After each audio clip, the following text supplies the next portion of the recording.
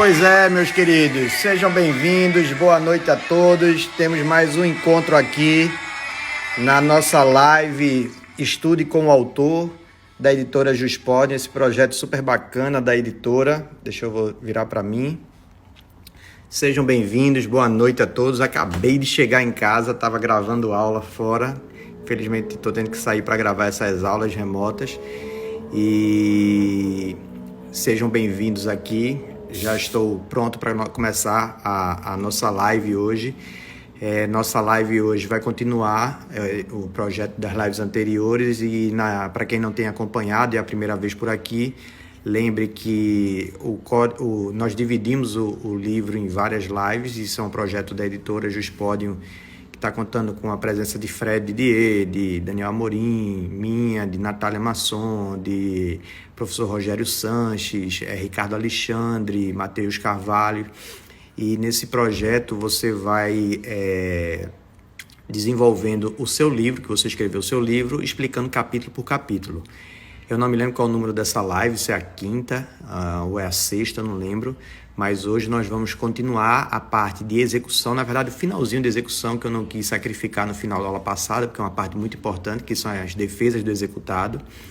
E em seguida entramos na parte de processo nos tribunais, que é um capítulo, talvez o maior capítulo do meu livro, o mais detalhado, onde vamos ter que estudar todos os recursos, ação rescisória, os microsistemas de julgamento, mas vamos começar trabalhando a parte de precedentes.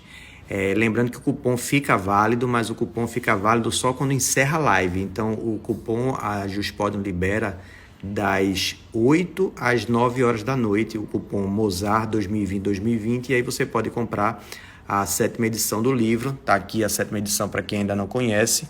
Ela inverte as cores, está mais grossa, ela aumentou 150 páginas em relação à edição anterior e vai compondo essa coleção, né? Que já temos 3 outros livros da coleção disponíveis: o livro do professor Francisco Mário, de Direito Constitucional, de professora Tatiana Scaranello, de Direito Tributário, e de professor Pedro Coelho, o livro de diálogo sobre o processo penal. Essa coleção vai crescer e hoje eu estou muito feliz com essa ideia, né, de você se comunicar através de diálogo, sendo simples sem ser simplório, né? Eu acho que a gente pode transmitir muito conteúdo com simplicidade e é esse o objetivo da coleção. Ok? Todo mundo pronto?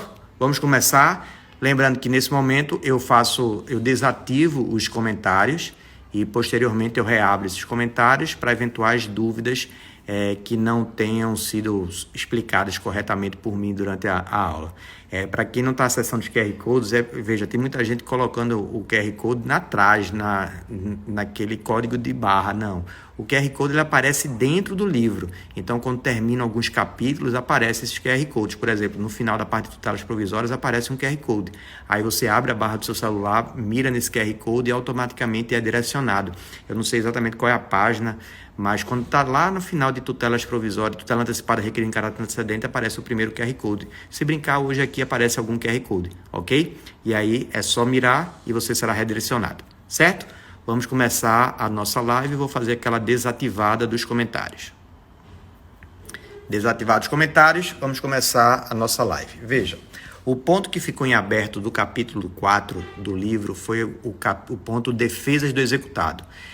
Lembre, as defesas do executado, elas são divididas primordialmente em 2 grupos, a depender se você está diante de um cumprimento de sentença ou diante de uma execução fundada em título extrajudicial. Se você estiver diante de uma execução fundada em título extrajudicial, o nome da defesa é embargos do executado, ok? Mas se você está diante de um cumprimento de sentença, aí você não vai se valer dos embargos da execução, vai se valer da impugnação ao cumprimento de sentença, não é impugnação de sentença, né? Impugnação ao cumprimento da sentença. Mozart, é só uma mudança de terminologia? Não. As defesas têm muitos pontos em comuns, mas têm características claras de diferenciação e por isso você não deve utilizar uma como a outra. Existem outras defesas na execução. Por exemplo, existe a famosa exceção de pré-executividade ou objeção à executividade. Vai depender de que sentido você dá a palavra exceção, mas que é aquela defesa célebre criada naquela defesa de professor Pontes de Miranda e Galeno Lacerda, de uma siderúrgica mineira em 1963. Todo mundo fala isso. Eu também trabalho, faço algumas referências em relação à exceção de pré-executividade no livro, mas lembre que essencialmente a defesa é dividida em impugnação e embargos, certo? Embargos para quando a execução for fundada em título extrajudicial e impugnação quando ela for fundada em título executivo judicial. Vamos começar a ler o livro. Primeiro ponto. Olha aqui onde nós estávamos. Defesa do executado, ok? Ela se divide em impugnação e embargos à execução. Então, eu começo a explicar a natureza de cada uma dessas defesas e aí já chegamos ao primeiro ponto de diferenciação que está aqui, ó. No caso da impugnação, os fundamentos são relevantes ao que vem sendo manifestamente trabalhado no cumprimento de sentença. Explicando melhor. Quando você vai oferecer a impugnação, você parte da existência de uma cognição limitada e na execução de título judicial, nos embargos, de uma cognição plena. Entendi nada, Mozart. Na impugnação, lembre que você tem a cognição limitada. Por quê? Porque o devedor, no cumprimento de sentença, ele já teve, durante o processo de conhecimento e fase recursal, várias oportunidades de se defender. Ora, se esse devedor executado, que quer agora impugnar, ele já teve várias oportunidades de defesa, não seria lícito eu permitir que agora, na execução, ele pudesse levantar todas as matérias de defesa de novo. Não é justo. Então, qual é a lógica?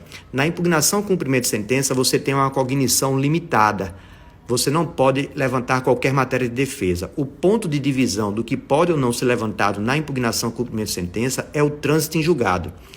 As matérias que já foram, as questões que foram levantadas posteriormente, surgiram posteriormente ao trânsito de julgado, poderão ser objeto de impugnação. Mas as questões anteriores ao trânsito de julgado não podem ser objeto de impugnação, salvo aquelas que já estão autorizadas por lei. Se você ler o artigo 525, parágrafo 1º, inciso 1, ele diz: vícios ou nulidades da citação que ocorreram na fase de processo de conhecimento, se o processo correu à revelia. Então, veja, para você alegar na impugnação que houve um vício de citação na fase de conhecimento, o processo tem que ter corrido à revelia, ou seja, é a primeira oportunidade que o executado está vindo para falar nos autos. Em nenhum momento ele se manifestou nos autos, então ele está vindo agora e vai falar, porque se ele tivesse aparecido no processo antes, ele teria a obrigação de se manifestar sobre isso, alegar a nulidade na primeira oportunidade que tem para falar nos autos. Artigo 276, 277 e 278. Lembre que se ele não alegar na primeira oportunidade, ele não pode alegar posteriormente, né? Porque isso seria um comportamento contraditório. Seria o que a gente chama de nulidade de algibeira, né? Que você guarda para só levantá-la no primeiro momento oportuno. Isso o STJ não permite. E é justamente por conta disso que, preste atenção, na impugnação, se você quiser alegar vício ou nulidade da citação na fase de conhecimento, o processo tem que ter corrido à revelia. Então, tirando esse vício e o vício da inexigibilidade, quando a decisão está baseada em súmula precedente do STF em controle concentrado, eu vou explicar tudo isso. Então, nesses casos, você realmente poderá alegar um vício anterior ao trânsito julgado. Mas, quando o vício é anterior ao trânsito julgado, você não poderá mais, a regra, você não poderá mais alegá-lo na fase de impugnação. Por quê? Se você lembra do encontro passado, a gente estudou coisa julgada. E uma das características da coisa julgada é o efeito preclusivo. Então, o efeito preclusivo ele vai sanear todas as incorreções, alegações que poderiam ter sido deduzidas pelas partes na fase de conhecimento e não foram. Então, em bom português, para você que está assistindo essa live agora. Na impugnação cumprimento de sentença, eu tenho uma cognição limitada. Eu não posso alegar vícios que ocorreram antes do trânsito julgado, salvo nulidade de citação, porque está previsto no 525, parágrafo 1º, inciso 1, ou a inexigibilidade do título baseada em declaração do Supremo em controle concentrado e em controle difuso, que é o 525, parágrafo 12, certo? E aí, esse vício do Supremo tem que ter, essa decisão do Supremo tem que ter sido anterior ao trânsito julgado. Eu vou também lhe mostrar isso dentro do fluxograma.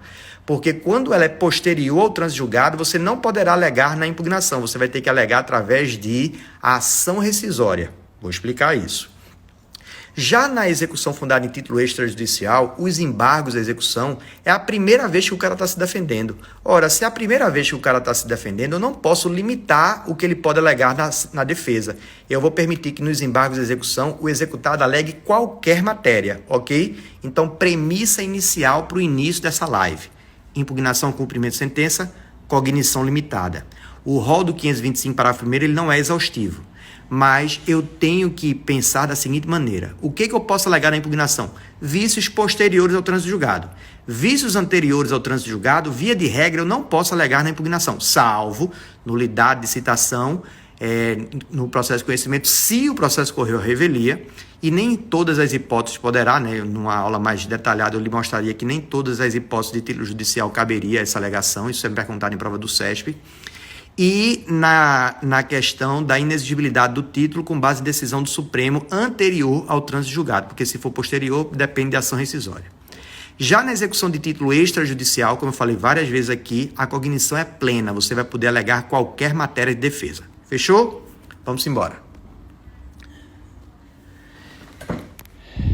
Então, no livro, eu começo explicando já isso, a diferença entre cognição plena e cognição limitada, e aqui, perceba, eu vou trabalhar o prazo da impugnação e o prazo dos embargos de execução. Aqui, para quem estuda para concurso público, tem um outro detalhe. O prazo da impugnação, ele dobra, artigo 500, ele dobra esse prazo de 15 dias, ele dobra se houver litisconsorte com diferentes procuradores de escritório de advocacia distintos. Ou seja, o artigo 525, ele permite a dobra do prazo, esse prazo ia aqui para 30 dias, se houver litisconsórcio com diferentes procuradores, porque o 525, parágrafo 13, autoriza isso. Já o 525, parágrafo 3º, ele autoriza a dobra do prazo. Já o 915, parágrafo 3º, que está aqui em cima, 915, que é o prazo dos embargos de execução, esse prazo não dobra se você tiver diferentes procuradores de escritório de advocacia distintos, ainda que o processo seja em autos físicos. Então, o segundo detalhe que eu quero lhe chamar a atenção: o prazo da impugnação e o prazo dos embargos são os mesmos 15 dias.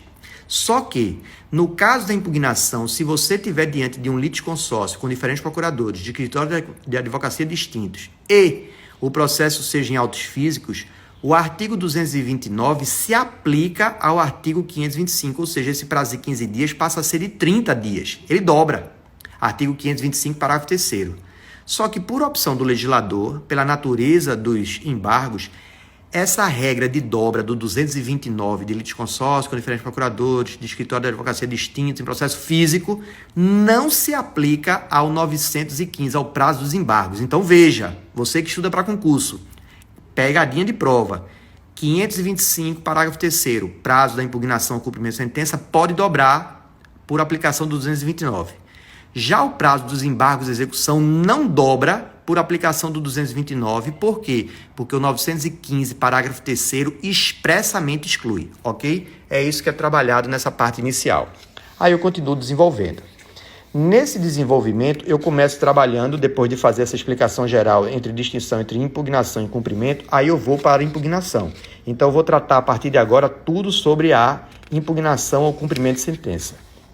Eu vou desenvolvendo as hipóteses de cabimento, lembrando que essas hipóteses de cabimento, como eu falei anteriormente, não é um rol taxativo, porque o que você tem que buscar é se houve o vício é ou não é anterior ao trânsito em julgado, né? Professor Alexandre Flecha, por exemplo, dá um exemplo que, veja, a dação ela pode ocorrer, é uma das hipóteses que não está constante aqui, mas ela pode ocorrer posteriormente à sentença. Se tiver havido dação, é uma hipótese de pagamento que dá a possibilidade de você alegar essa defesa em impugnação. E a dação ela não está nas hipóteses, o que confirma que esse rol é um rol exemplificativo, ele não é um rol taxativo. Você poderia até dizer que ele é um taxativo, mas que admite interpretação extensiva. Eu prefiro dizer que é um rol exemplificativo, ok? Continuo desenvolvendo. Na mesma hora que eu estou desenvolvendo impugnação, eu faço remissões a outras defesas. E aqui tem uma questão interessante. Lembre, isso também é sempre perguntado em prova de concurso, mas você que estiver assistindo essa live, que advoga, é muito importante você lembrar que quando você alega em impugnação, cumprimento de sentença, em embargos à execução, ou no embargo em ação monitória, se você alegar excesso de execução, está lá no artigo 525, parágrafo 1º, inciso 5, salvo me engano, é o inciso 5, excesso de execução, lembre que você tem que dizer desde logo qual é o valor que você considera correto. Da mesma forma que se exige para dar início ao cumprimento de sentença que o exequente apresente uma planilha atualizada do crédito, se o executado impugna o cumprimento de sentença, alegando excesso de execução, o executado, ele tem que também dizer, apresentando através de planilha, o valor atualizado do débito. Então lembre, amanhã você vai fazer uma impugnação, amanhã você vai fazer um embargo, amanhã você vai oferecer um embargo em ação monitória. Todos os dispositivos sobre essas defesas, quando reportam a excesso de execução, todos eles, artigo 702, artigo 535, artigo 917 e o artigo 525, todos eles têm a mesma redação. Se você quiser alegar excesso de execução, diga desde logo qual é o valor que você considera correto. Por quê? Se você não alegar desde logo qual é o valor correto e nem apresentar essa planilha, se esse for o único argumento da sua defesa, ela vai ser rejeitada liminarmente. E se houver outros argumentos, aí esse argumento de excesso de execução não será analisado, ok? Não tem aí o princípio da primazia do julgamento do mérito, quer dizer, tem até alguns julgados que autorizam a aplicação do princípio da primazia do julgamento do mérito, mas eu gosto de dizer que o legislador ele foi enfático, repetindo a mesma redação em todas as defesas, quando se alega excesso de execução, diga desde logo qual é o valor que você considera correto. Fechou? Vamos prosseguir. Então, no livro, eu explico essa questão da necessidade de dizer desde logo qual é o valor correto. São esses artigos aqui, ó, o 917, eu estou reproduzindo, está no 525, parágrafo 4º e 5º. Depois, essa mesma redação aparece no 535, parágrafo 2º, que é a impugnação oferecida pela Fazenda Pública. Depois, eu mostro, olha, isso aqui também é demonstrado nos embargos de execução no artigo 917, parágrafo 3º e 4º. Então, eu vou mostrando a intenção do legislador em fazer isso.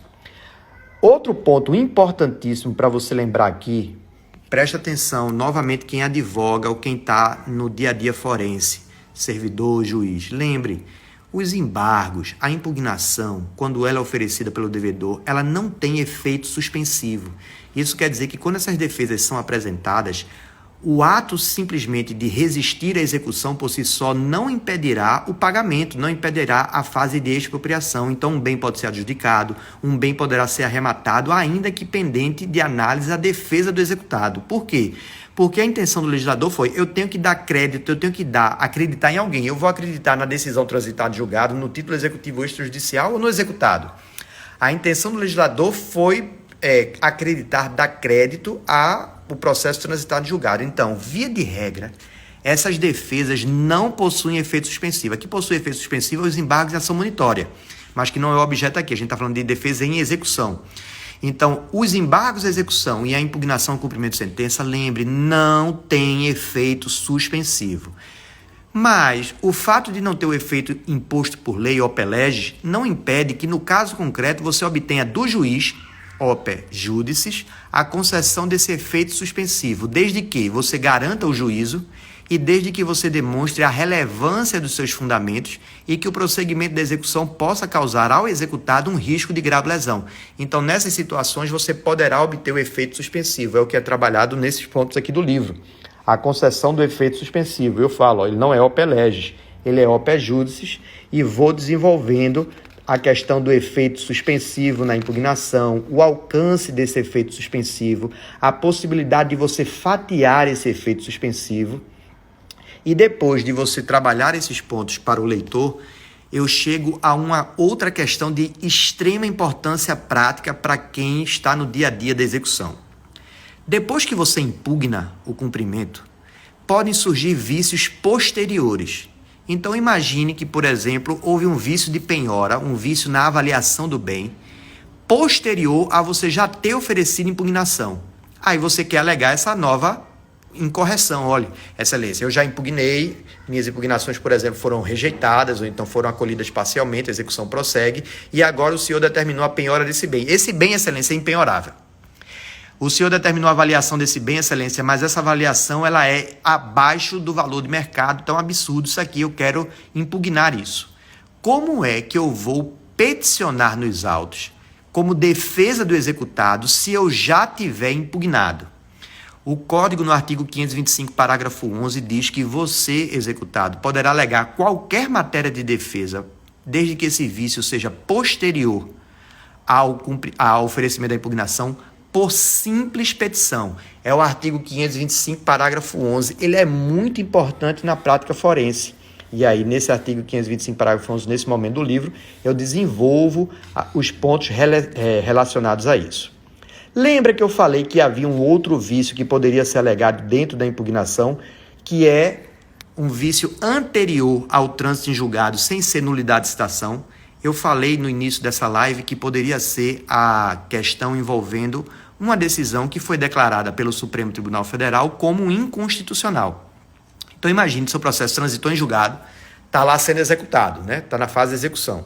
Aí o Supremo dá uma decisão, depois do trânsito em julgado, dizendo que aquela sentença que você está sendo executado, na verdade está baseada numa lei ou num ato normativo que foi declarado inconstitucional pelo Supremo.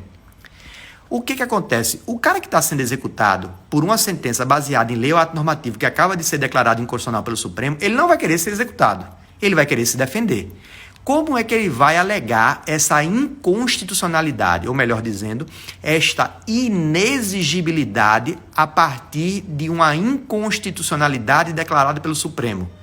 Veja, isso está no parágrafo 14 e 15 do Código, é reproduzido no artigo 538 e 535 também, e muitas vezes quando o aluno lê isso, o leitor lê isso, ele não entende porque há uma diferença. Quando a decisão do Supremo é anterior ao trânsito julgado, a decisão, a coisa julgada já se formou inconstitucional. Então imagine que já havia uma decisão do Supremo anteriormente ao trânsito julgado declarando a inconstitucionalidade daquela lei e mesmo assim o processo transitou em julgado com aquela inconstitucionalidade. O que você faz? Você pode alegar essa inconstitucionalidade na sua impugnação. Então veja, você está sendo executado por R$100 mil, baseado na sentença tal. A sentença tal está baseada num decreto de lei que acaba de ser declarado inconstitucional pelo Supremo. Se essa declaração do Supremo ela é posterior ao trânsito julgado, você não poderá alegar essa inconstitucionalidade na sua impugnação. Você vai ter que entrar com a ação rescisória, porque é o 525, parágrafo 15. Agora, se você está sendo executado e agora você se atenou que havia uma inconstitucionalidade a partir de uma decisão do Supremo, e que essa inconstitucionalidade não foi percebida até então, mas a decisão do Supremo é anterior ao trânsito julgado, você não precisará da ação rescisória. Bastará você alegar isso na sua impugnação, artigo 525, parágrafo 14. No livro eu mostro isso, eu explico toda essa parte aqui do 525, parágrafo 12, que é a possibilidade de alegar a inexigibilidade com base na decisão inconstitucional. Eu vou desenvolvendo e apresento uma tabela de impugnação ao cumprimento de sentença, depois faço uma tabela dizendo qual é o recurso contra a decisão, mas eu quero mostrar a você esse fluxograma aqui, ó. Esse fluxograma. Se houve o trânsito julgado e a decisão do Supremo é anterior ao trânsito julgado, você vai alegar essa inconstitucionalidade dentro da impugnação. Mas se houve o trânsito julgado e a decisão do Supremo é posterior, você vai alegar essa inconstitucionalidade através de ação rescisória. É o que é demonstrado aqui, certo? Eu desenvolvo um resumo de impugnação com cumprimento de sentença e termino a impugnação mostrando uma outra pergunta recorrente na minha vida. Olha, como eu recebo a seguinte pergunta: professor, qual é o recurso contra a decisão que julga impugnação? Qual é o recurso contra a decisão que julga impugnação? E eu digo, depende. Se o cumprimento for extinto, a decisão que julgou a impugnação é uma sentença, caberá apelação. Se a decisão que julga a impugnação não extinguiu o cumprimento, então essa decisão é interlocutória, caberá agravo de instrumento. E aí eu faço essa tabela, eu explico isso no conteúdo do livro, e faço essa tabela aqui para que você que estiver advogando, pelo amor de Deus, não se perca, você que estuda para concurso, não se perca qual é o recurso cabível nesse caso, ok? Depois eu entro em embargos de execução e faço a mesma dinâmica. Qual seria a dinâmica? Explicar a parte geral de embargos de execução, dizer que ele tem cognição plena, dizer que ele não tem efeito suspensivo. Lembra isso aqui para quem tem a edição anterior, a 7ª edição, ela ganhou uma série de fluxogramas de revisão, que são esses fluxogramas aqui baseados naquelas rapidinhas que eu faço no meu perfil no Instagram. Então, por exemplo, lembra que eu falei aqui, chamei a sua atenção várias vezes, dizendo que o prazo da impugnação dobra se houver litisconsórcio com diferentes procuradores e que não dobra se for nos embargos de execução? Aí eu faço esse raciocínio aqui até você relembrar, páginas depois, que o prazo da impugnação pode ir para 30 dias, mas que o prazo dos embargos não irá para 15 dias. É como se fosse um flashback na sua leitura para você reforçar um ponto que é muito importante. Continuo desenvolvendo embargos à execução. E na parte de embargos à execução, tem um fluxograma aqui que ele é bem detalhado. Por quê? Porque o prazo dos embargos de execução de 15 dias, ele tem uma série de variáveis, ok? E eu desenvolvo a série de variáveis aqui. Porque, por exemplo, pode ser que você esteja sendo executado por carta. Se você estiver sendo executado por carta, o prazo dos embargos terá início a partir de um outro ponto. Se você estiver sendo executado de forma normal, aí o prazo vai correr de uma forma. Na própria execução por carta, você tem mais de uma possibilidade de abertura do prazo. Então, o artigo 915, sempre citando minha querida professora e amiga, professora Fernanda Tartucci, é um cavalo de Troia. Então, para que você não incorra numa situação de perder um prazo de embargos de execução, tem esse fluxograma aqui bem grandão e detalhado para você depois prestar atenção quais são os termos iniciais de abertura desse prazo. Veja como o capítulo de embargos de execução é um capítulo maior. Como eu havia dito, eu também trabalho aqui uma defesa que não está prevista no CPC expressamente, que é a exceção à objeção de pré-executividade. Por quê? Porque é uma defesa muito rotineira do cotidiano forense. Então eu desenvolvo quando é que você vai poder oferecer, trago julgados relacionados à exceção de pré-executividade, mostrando quais são os parâmetros fixados em lei para que você possa alegar os vícios cognoscíveis de ofício, e vou desenvolvendo todos esses pontos. Para terminar a parte de execução, já saindo nas defesas do executado, tem aquele parcelamento legal da dívida, aquela possibilidade de, no artigo 916, você dividir o saldo devedor, você dá um sinal de 30% e depois divide o restante em até 6 vezes. Coloquei aqui no 916 outro fluxograma daquele especial para você revisar o ponto, que é cheio de detalhes. É um assunto que é muito cobrado em prova de concurso, então você precisa estar revisando o parcelamento legal. Depois eu entro em execução de alimentos. Na parte de execução de alimentos, todos os desenvolvimentos de execução de alimentos, sabe que execução de alimentos segue um procedimento específico, né, que é diferente da execução por quantia certa. Para quem não acompanhou a live anterior comecei explicando como era uma execução por quantia certa. Aí na execução por quantia certa eu primeiro mostrei se for por título judicial, cumprimento de sentença, e depois se for por título extrajudicial, processo de execução. Agora, nessa live, nós entramos na fase de defesas do executado. Se for por título judicial, impugnação. Se for por título extrajudicial, embargos de execução. Agora eu passo a apresentar os procedimentos de execução que são diferentes. O procedimento de execução de alimentos e o procedimento de execução contra a fazenda pública. Vamos lá? Nesse procedimento aqui de execução de alimentos, vou desenvolvendo a primeira execução por coação, que é aquela que permite a prisão civil do devedor de alimentos. Vou explicando. Depois de explicar toda essa parte de execução de alimentos, eu entro na parte de execução contra a fazenda pública e aí desenvolvo a possibilidade de você executar a fazenda pública, seja por título judicial, cumprimento, seja por título extrajudicial.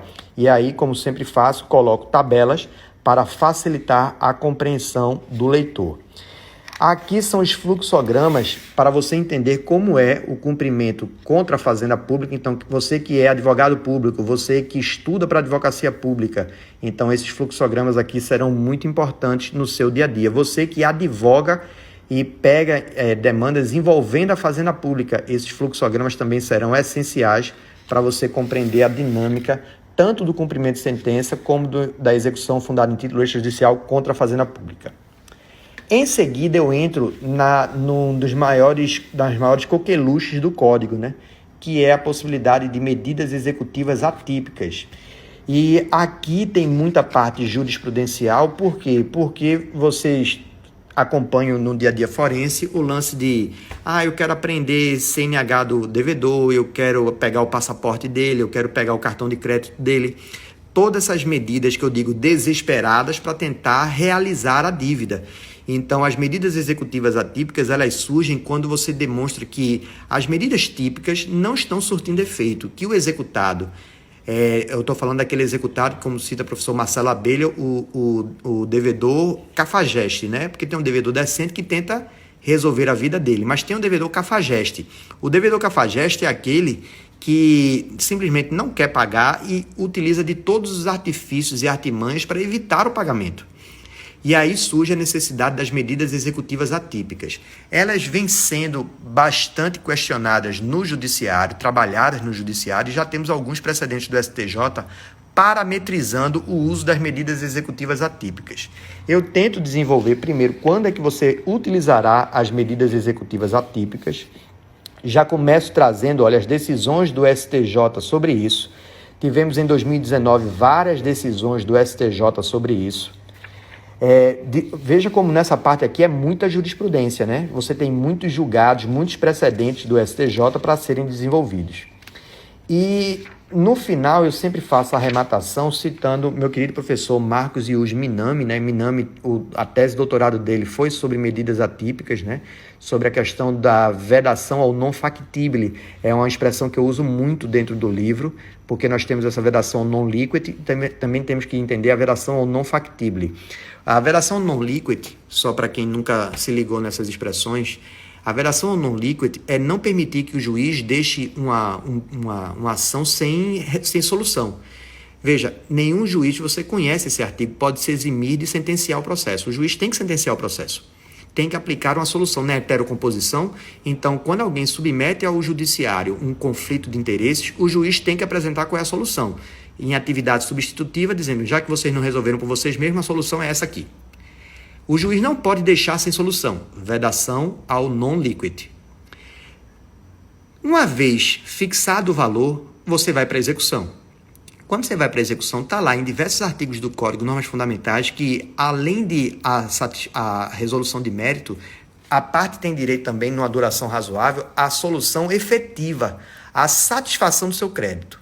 Quantas vezes você já se deparou com situações em que simplesmente o crédito não é efetivado?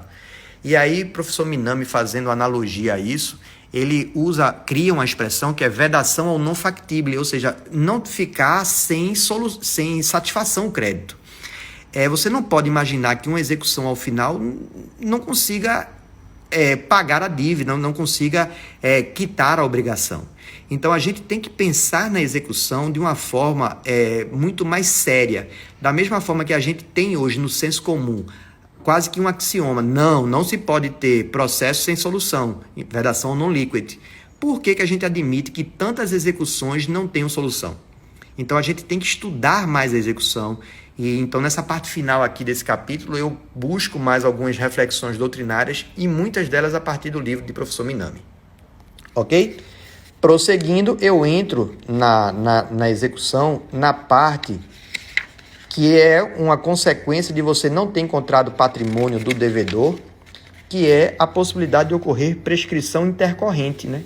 Então, eu desenvolvo a prescrição intercorrente, mostro como ela tem sido interpretada nos tribunais e na doutrina, citando enunciados do FPPC, e, ao final, faço um julgado do STJ de final de 2019 que mostra bem como vai ser feita a dinâmica em relação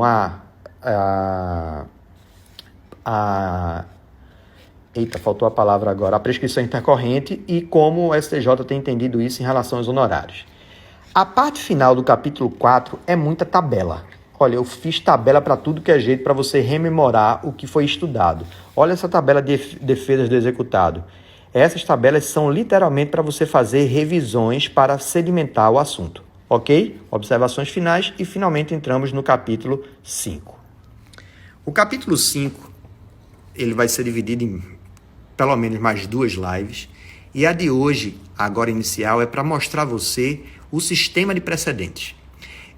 Nós não temos no Brasil essa cultura de precedentes, é algo que está sendo trazido agora. A gente se aproxima da common law, não somos common law, sempre cito o professor Vambier. A maior prova de que a gente não é common law é que tiveram que botar aqui na lei que juiz tem que obedecer decisão, né? Então é a maior prova que nós somos civil law, né? Essa sagacidade de Vambier de pegar isso comprova o quanto nós estamos ainda numa fase de primeiro compreender O que é uma ratio decidendi? Veja, a gente tem mania de associar ementa, a súmula, a jurisprudência, ementa, súmula, jurisprudência precedente, como se tudo fossem sinônimos ou coisas muito próximas. Na verdade, cada um tem a sua função, cada um tem o seu objetivo. E essa parte de precedentes foi uma das partes que eu mais gosto do livro. Se você perguntar para mim, Mozart, quais são as partes que você mais gosta do livro, que você mais gostou de escrever, digamos assim. É óbvio que eu gosto de todo o livro, mas a parte de tutela provisória e a parte de precedentes são partes que são muito caras a mim, é porque são assuntos que eu gosto de estudar. Então, eu gosto muito de estudar sistema recursal, tudo, mas eram assuntos que, digamos assim, me desafiaram mais. Explicar a parte de tutelas provisórias, explicar a parte de precedentes, que são conceitos bem complexos. Então, me inspirei aqui, né, nos meus papas sobre precedentes, um daqui, professor Lucas Buril, professor Ravi Peixoto, próprio Fred Didier, Paula Sarni e Rafa Alexandria, professor Marinoni, professor Daniel Mitidiero, então, professor Luiz Vale. Então, eu tive várias fontes de precedentes para ir desenvolvendo esse capítulo, que é um capítulo bem doutrinário, mas que eu acho que, usando a expressão que Ravi me disse uma vez, que me deixou muito feliz, eles, bicho, se o cara não entender precedente a partir desse teu capítulo inicial do livro, o cara não entende mais. Então, eu acho que eu tento explicar de forma mais leve temas extremamente complexos que envolvem a parte de precedente. Vamos a eles? Primeiro, eu alerto o leitor do motivo desse sistema de precedentes, trazendo aqui a exposição de motivos do Código e, a partir dessa exposição de motivos, chamando a atenção do legislador, do leitor, para o artigo 926 e o dever, né, de uniformização que existe ali e de manter esses entendimentos estáveis, íntegros e coerentes. Veja, nós temos, e quem acompanha o dia a dia do Superior Tribunal de Justiça e do Supremo, esse problema que é a divergência interna do tribunal. Não que a divergência não seja natural, mas não da forma que ocorre. Você encontra hoje divergências de turma para turma e assim, sem uma decisão se comunicar com a outra. Então, muitas vezes, em tribunais, você tem a sensação, às vezes, que é uma fogueira de vaidades que tem ali e que muitas vezes as pessoas estão gritando sem conversar entre si. O Código chama atenção para isso e ele diz, olha, tribunal, você tem que ter mais cuidado com a sua jurisprudência. Se eu lhe perguntar, eu faço em eventos que eu participo, palestras, eu sempre digo o seguinte, se eu lhe disser que eu estou com a decisão aqui de 2014 do STJ, você acha que essa decisão é boa para juntar no seu processo? Eu tenho certeza que você vai dizer, será que não dá para a gente arrumar uma mais nova? Se eu trouxer uma de 2016, você ainda vai pedir uma mais nova. Se eu trouxer uma de 2018, mesmo garantindo a você que é esse o entendimento do STJ, você vai dizer, mas na petição, vamos tentar botar uma de 2020? Isso demonstra o quão nós não confiamos na manutenção, na estabilidade das decisões dos tribunais superiores. Então isso, na verdade, é uma coisa que é jocosa, mas que é ruim, porque dá a ideia de que o entendimento do Tribunal Superior pode mudar a qualquer momento. O Código 926 chama a atenção disso. Olha, vamos ter mais cuidado com o que é julgado, com a jurisprudência, com os precedentes. Então, eu acho que mesmo ele tendo sido mutilado entre a segunda e a terceira fase no processo de trâmite do que se tornou o Código atual, ainda podemos afirmar que temos no CPC de 2015 um sistema de precedentes, ainda que ele não esteja concentrado no 926 e 927, mas com a análise de vários dispositivos, numa interpretação sistemática do Código, podemos afirmar que temos um sistema de precedente, e é isso que eu tento demonstrar nessa parte inicial. Vamos a ela. Eu explico a importância de você observar o 926, explico cada um dos deveres, o dever de uniformização, o dever de estabilidade, o dever de coerência, o dever de integridade, trago muita doutrina e em seguida começo a apresentar o que seriam os precedentes obrigatórios. A divergência sobre isso, eu aviso que há uma divergência, alguns autores não entendem, mas majoritariamente se diz que o 927 seria o rol de precedentes obrigatórios. Depois de fazer isso, eu mostro como é que eu poderia dizer que é um sistema de precedentes obrigatórios. Aí eu boto aqui, uma tabela, eu faço muita tabela. E nessas tabelas aqui eu digo, qual é o precedente e o que ele vincula.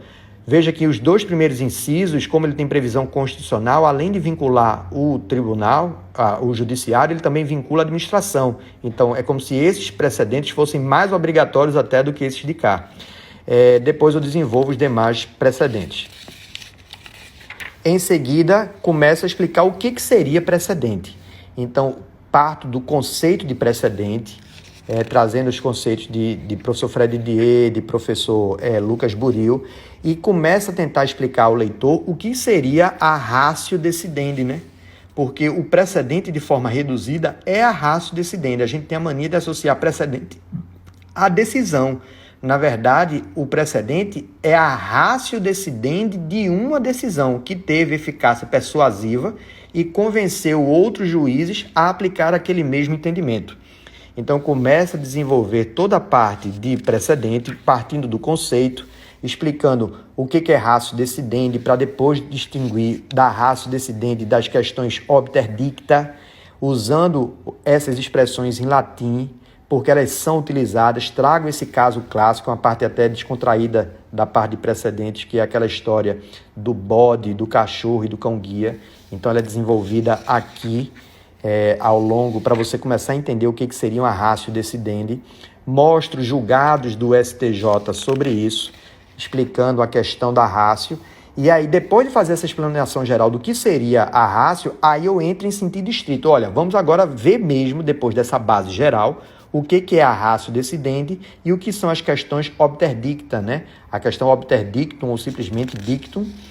Então, outra parte do código explicando isso, sempre, para quem não conhece o livro, através de diálogos. Depois de explicar questões obter dictum e a ratio decidendi, eu entro na divisão entre distinção e superação, o distinguishing e a superação. Para você que está assistindo essa live e não conhece essas expressões, a ratio decidendi são os motivos determinantes. Foi o porquê do juiz ter chegado àquela conclusão. Não dá para explicar aqui rapidamente isso, teria que ser uma live toda só para desenvolver a parte de precedentes, mas a ratio decidendi é o núcleo. Então, a gente tem a mania de achar que transcrevendo uma ementa, por exemplo, a gente está trazendo o precedente. Não. O precedente é a lógica que foi utilizado para se construir aquela decisão. Então, é um ponto central, que digamos assim, é o ponto nevrálgico para que o juiz tenha dito, eu vou julgar dessa forma porque aconteceu isso, então a conclusão que eu tenho que fazer é isso. É como se você dissesse que é a moral da história, não é a história toda. Então a decisão é a história toda, o precedente é a moralzinha, aquela conclusão que você chega ao final. A gente tenta enunciar essa ratio decidendi em súmulas, mas muitas vezes a súmula ela acaba se desgarrando do precedente, então ela não é uma técnica das mais corretas. Tem um estudo do professor Leonardo Greco, que eu até cito algumas coisas aqui no livro, que ele mostra quantas súmulas do Supremo se desgarraram do precedente. Elas simplesmente estão sendo replicadas, sem ter correlação com o motivo dela ter sido gerada. E tudo isso é desenvolvido nessa parte aqui do livro. Depois de eu explicar a ratio decidendi, eu explico quais são as outras questões obter dictum, tento dar exemplos, construo histórias para que o leitor, a partir dessas histórias, consiga identificar o que é ratio e o que é dictum, e posteriormente entro na parte de distinção e superação. Essa parte de distinção e superação ela é importantíssima no dia a dia forense. Por quê? Porque nessa parte aqui de distinção e superação é o que você vai tentar demonstrar que seu caso não se aplica àquele precedente. Quantas pessoas me procuram dizendo que o processo foi sobrestado porque está aguardando um julgamento repetitivo e ele diz para mim, mas esse repetitivo não é o mesmo caso do meu, é uma questão diferente. Então o que você vai ter que aprender a fazer no processo? Aprender a demonstrar a distinção e a superação. Lá na frente, inclusive no livro, eu mostro tabelas onde a parte vai ver exatamente o que tem que agir ou como tem que agir quando o seu processo for sobrestado, a quem deve se reportar e, não sendo acolhida a sua alegação de distinção de superação, a como você deve recorrer. Tudo isso tem umas tabelas mais na frente que eu explico isso. Continuo desenvolvendo, e aí na parte de superação, que é o overruling, há várias formas de superação. Ela pode ser parcial, pode ser total, então eu crio organogramas para tentar, a partir do que o aluno, a partir do que o leitor teve aqui antes, compreender essas distinções na técnica de superação.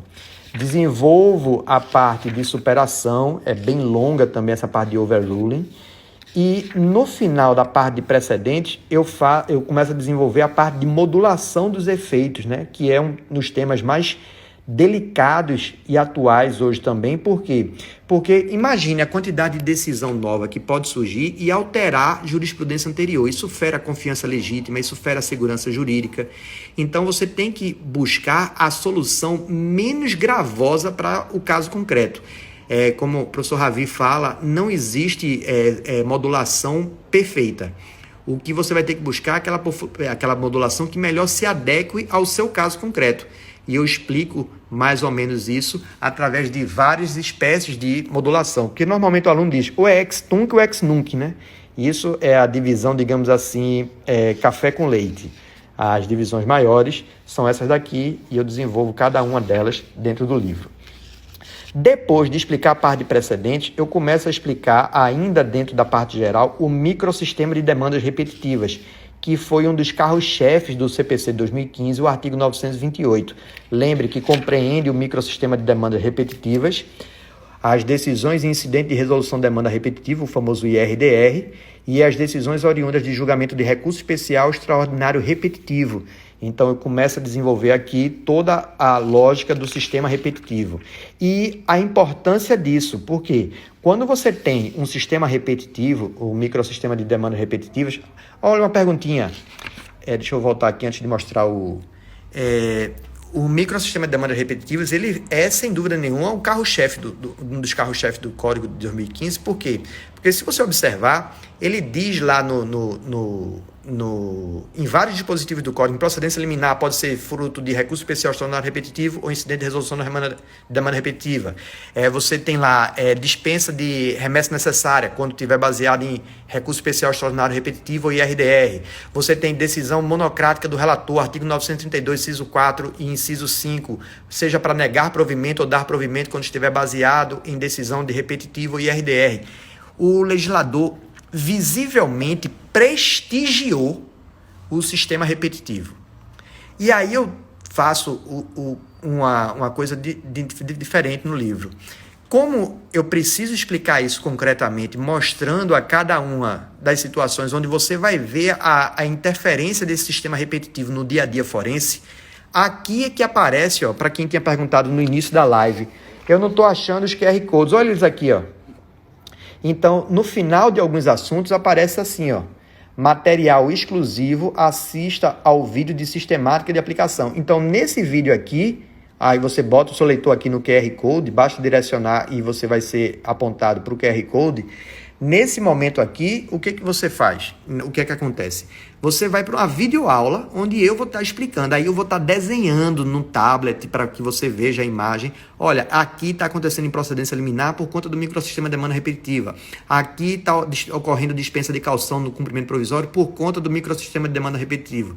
Então, a outra forma do aluno interagir com o autor essa ideia dos vídeos dentro do livro. Então, aparecerão em alguns capítulos esses QR Codes. Basta você abrir seu celular na hora, direcionar, você já é encaminhado para o vídeo e assiste lá a explicação daquele capítulo, daquele ponto que você acabou de estudar. Eu gosto muito dessa ideia também, porque torna o livro ainda mais, digamos assim, 2.0, né, interativo. Agora, para finalizar nossa live, reclamação. Reclamação foi um dos institutos que mais ganharam também prestígio no novo código. A reclamação do CPC de 73, lembre que ela não era nem tratada dentro do código e ela era restrita ao regimento dos tribunais, historicamente, no Supremo Tribunal Federal e nos tribunais superiores.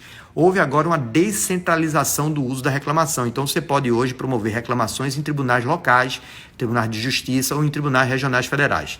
Então hoje qualquer tribunal hoje pode receber uma reclamação, certo? Houve, então, no artigo 988, uma intenção do legislador em prestigiar esta ação. E, dentro desse ponto, eu me baseei muito no livro de professor Gustavo Azevedo, que foi a dissertação de mestrado de Gustavo. Então, eu faço muitas referências aqui ao livro de Guga. Vamos observar o ponto. Tabela, né, como eu sempre digo, tabela para você entender quando a hipótese de cabimento. Aí eu dou um exemplo do uso dela e a função da reclamação, para você entender quando é que você deve utilizar. Então, na prática forense ou na prática de secretaria, muitas vezes você fica na dúvida, qual é a hipótese que eu vou utilizar? A função aqui é estabelecer justamente, através dessas tabelas, o uso correto de cada uma das situações.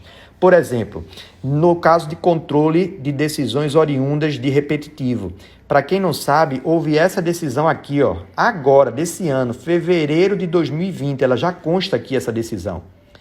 Para quem tem a edição anterior, é importante você printar isso aqui, porque a sua tabela na edição anterior, esse quadro aqui tem que ser mudado, ok?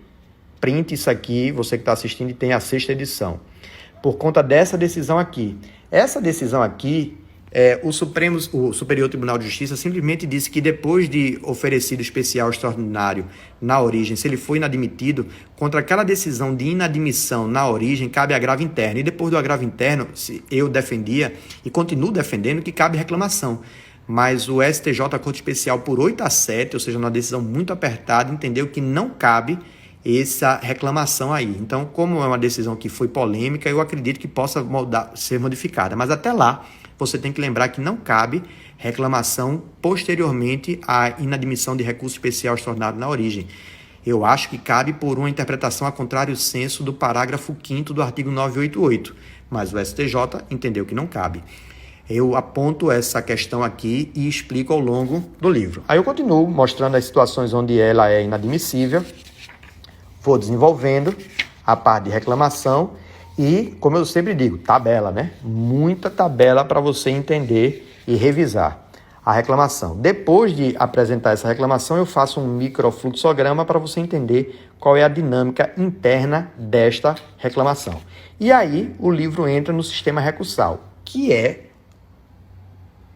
o mundo. O sistema recursal é um mundo. Temos toda a parte de teoria geral dos recursos, temos todos os recursos em espécie. E aí, filhotinho, isso vai ter que ser na próxima live, porque já estamos aqui encerrando essa.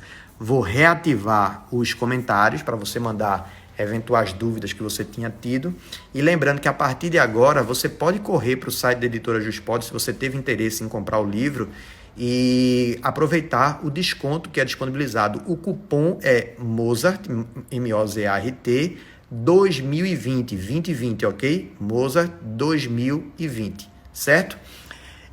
Filhos, espero que tenham gostado da live.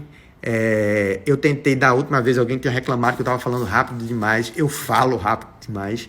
Tentei diminuir um pouco, já me conscientizei que naquele número de lives programadas pela Editora Juspod não vai rolar. O livro tem muita informação, tem muito tema complexo, então não tem como a gente explicar rapidamente isso. As lives são todas as quintas-feiras. Um abraço para todo mundo aí de Rondônia, todo mundo de Porto Velho. Ia ter um evento bacana aí em Porto Velho esse ano. Infelizmente eu não vou poder ir, mas um cheiro para todo mundo aí de Porto Velho.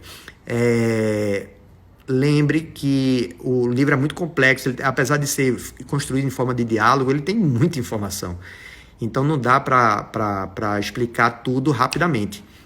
Então eu já me conscientizei que vamos ter mais de uma live para que eu possa trabalhar os pontos com mais cuidado, com mais carinho, né? Eu não quero correr com todos os assuntos. Então já fica marcado, próxima quinta-feira vamos ter novamente uma live, agora começando a parte de sistema recursal. Um abraço para todo mundo aí de São Luís, Terra Regueira. Fui há pouco tempo aí para São Luís, fui dar uma aula na pós-graduação do IMADEC e também dei aula no aulão de véspera para o concurso foi TR, nem me lembro qual foi TJ, acho que foi o próprio TJ do Maranhão, ou não me lembro qual foi, pelo Casulo. E um abraço para todo mundo aí do Casulo, um curso aí de São Luís maravilhoso. Um abraço para o pessoal de Joinville, Santa Catarina. Não conheço Joinville, Santa Catarina, hein? Quero um dia poder dar aula aí. Deixa eu ver essa pergunta. Pode impugnar com decisão do STJ em repetitivo? Como eu não entendi? Pode impugnar com decisão do STJ em repetitivo? Não entendi a pergunta. Poços de Caldas, Minas Gerais, um cheiro para o pessoal de Poços de Caldas, um cheiro para o pessoal de Aracaju, um cheiro para o pessoal de Teresina. Espero para o Janga, um grande abraço para o Janga aqui em Pernambuco, aqui na região metropolitana de Recife.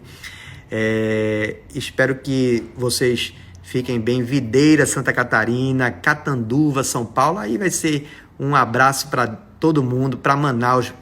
pessoal de Manaus, cabeça, juízo, muita saúde para ir para Manaus. A gente vê a situação de Manaus aí como está crítica, como os leitos estão sobrecarregados. Estou orando muito por Manaus. Meu querido amigo Márcio, né, do Dizer o Direito, meu padrinho, né, Márcio, porque ele faz a introdução, o prefácio do meu livro é feito por Marcinho. E então, um carinho especial para o pessoal de Manaus. Perdi muita gente aqui que falou, muita gente aqui de Recife, dos bairros de Recife, Foz do Iguaçu, Paraná. Um cheiro para todos. Espero que tenham gostado da live. Aproveite e compartilhe aí o cupom Mozart 2020, porque só dura 1 hora. Só dura 1 hora esse cupom, ok? Depois o livro vai voltar para o preço normal. Beijo para todos. Até a próxima quinta-feira. Fiquem bem, gente. Fiquem com saúde. Saúde para todos. Deus abençoe a todos vocês.